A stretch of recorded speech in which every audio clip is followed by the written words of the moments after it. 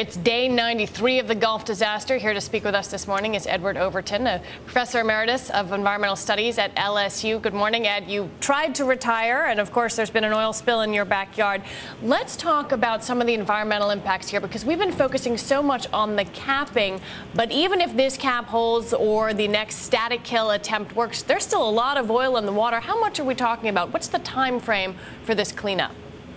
Well, if you assume there was 50 to 60,000 barrels a day going in for the last 87 days, of course, some of that is come ashore. A lot of it is weathered. It's changed. As oil moves through the environment, of course, it doesn't stay the same. It changes. You may lose as much as 50% on evaporation.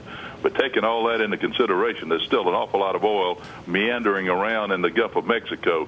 It's being spilled in an area where there are not really strong ocean currents taking it onshore or in any given direction. So it meanders around, and ever so often globs wash ashore both on the Florida, Alabama, Mississippi beaches, as well as the coastal marshes along Louisiana's coastline. Well, let's talk about what's under the water, because that's almost as important as what we can see on the surface. You are one of the few people who has actually analyzed the dispersed oil under the water. How much oil do you think exists in the water column, and what kind of a danger does that pose to the coast? Well, that is a very difficult number to estimate, but it's a significant quantity. The good news is in all of this dispersed oil at depth is it looks to be at very low concentrations, down in the low part per million, which is exactly what you try to do when you disperse oil.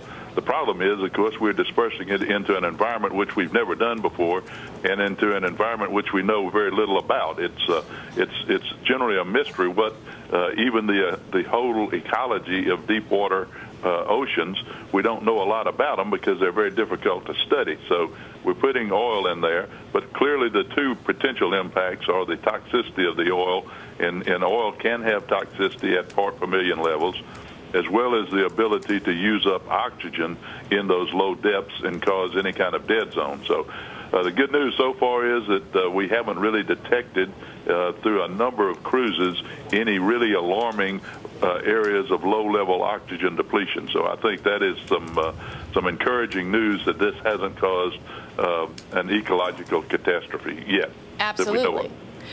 Let's talk a little bit about the dispersants here, because you have sounded a somewhat less alarmist note. There have been a lot of scientists who are particularly worried about Corexit and the use of Corexit down at the well site. Underwater dispersants are sort of an experiment that's being tried here. Are you concerned about the dispersants?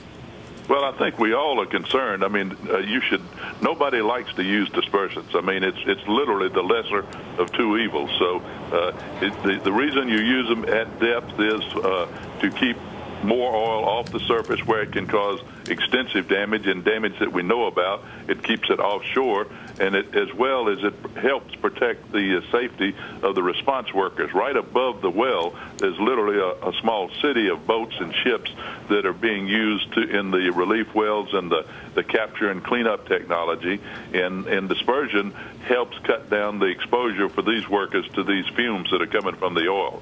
So nobody likes to use it. It's just a question of which is the lesser of two evils. We've got a horrible situation. We had a really horrible situation before the oil was stopped. We still got a bad situation, and it's going to take several months before we get out of the response mode and into a long-term recovery mode. Well, Ed Overton of LSU, I thank you for getting up especially early for us today.